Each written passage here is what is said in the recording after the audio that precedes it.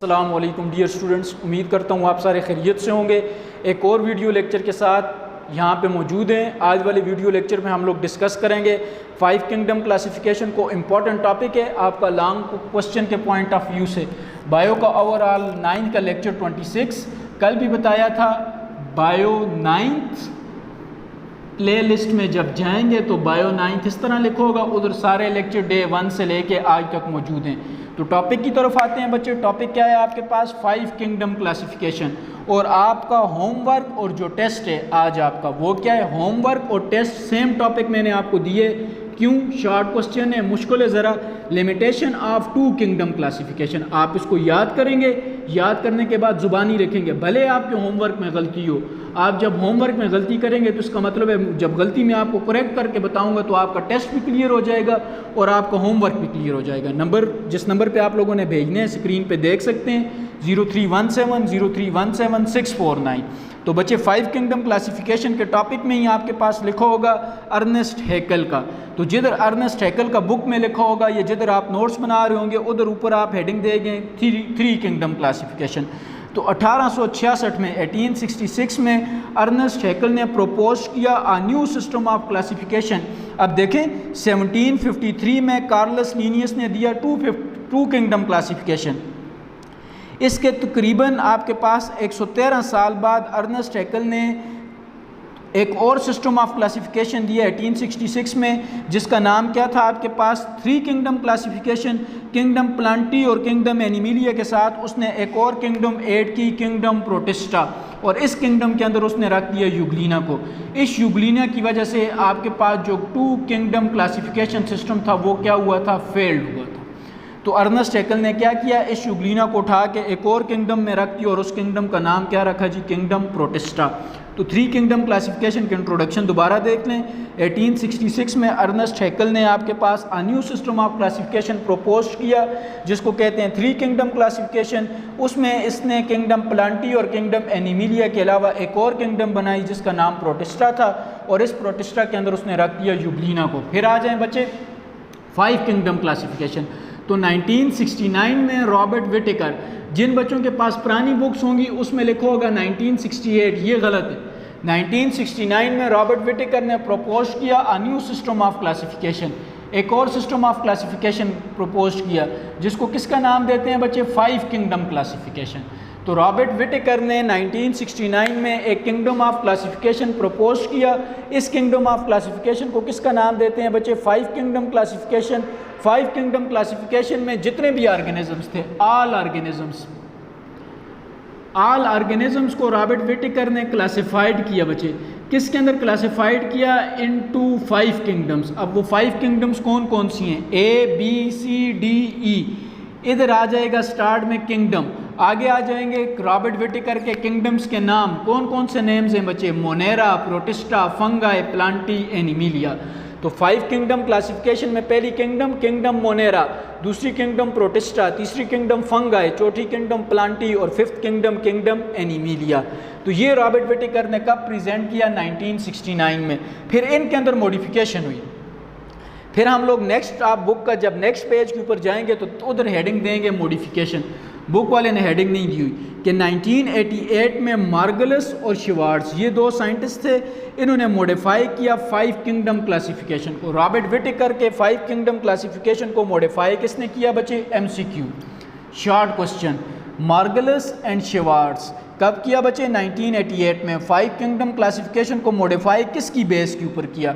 इन्होंने किस बेस के ऊपर किया? इन्होंने 5 किंगडम क्लासिफिकेशन को मॉडिफाई किया on the basis of cellular structure, कि सेल की स्ट्रक्चर क्या है, on the basis of mode of nutrition के मोड ऑफ न्यूट्रिशन क्या है, एंड मेथड ऑफ रिप्रोडक्शन के मेथड ऑफ रिप्रोडक्शन क्या है। तो 1969 में रॉबर्ट विटेकर की 5 किंगडम क्लासिफिकेशन को 1988 में किसने मॉडिफाई किया? मार्गलस और शिवार्ट्स ने। और किस बेसिस के ऊपर किया? On the basis of cell structure, mode of nutrition and method of reproduction. और इन्होंने क्या किया? इनकी जो रिप्लेसमेंट थी वो ये थी कि इन्होंने किंगडम मोनेरा को रिप्लेस किया विद किंगडम प्रोकैरियोटी।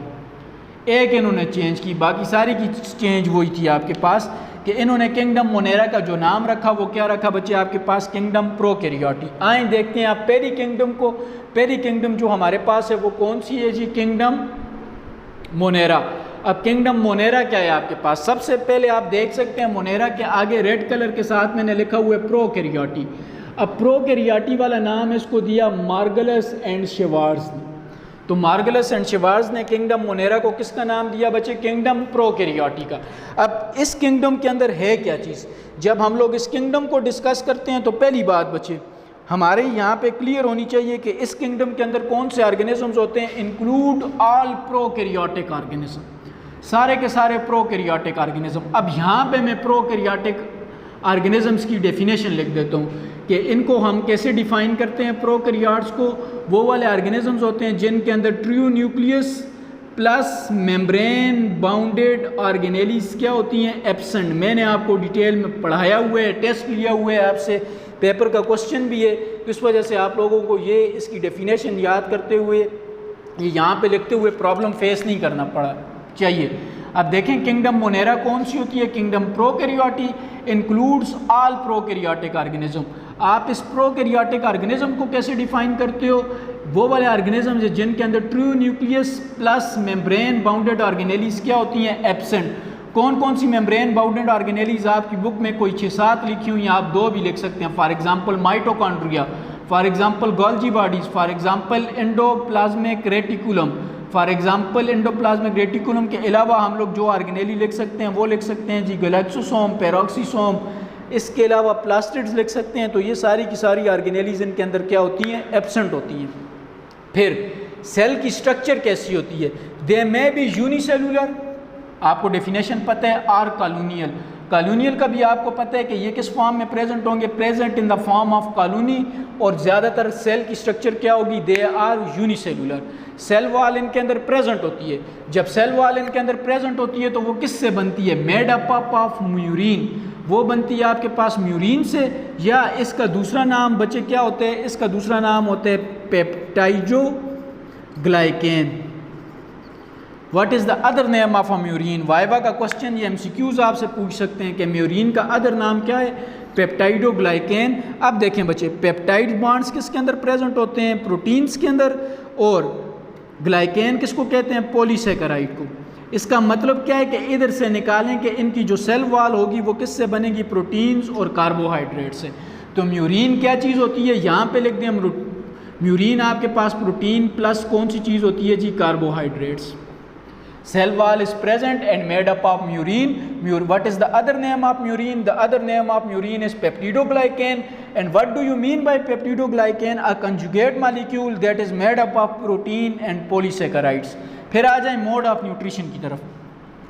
तो मोड ऑफ न्यूट्रिशन इनका डुअल होता है। क्या मतलब डुअल होता है बच्चे, हेटेरोट्रॉफ्स भी होते हैं और कौन से होते हैं आपके पास, ऑटोट्रॉफ्स भी होते हैं। क्या मतलब डुअल होते हैं, हेटेरोट्रॉफ्स और ऑटोट्रॉफ्स दोनों होते हैं।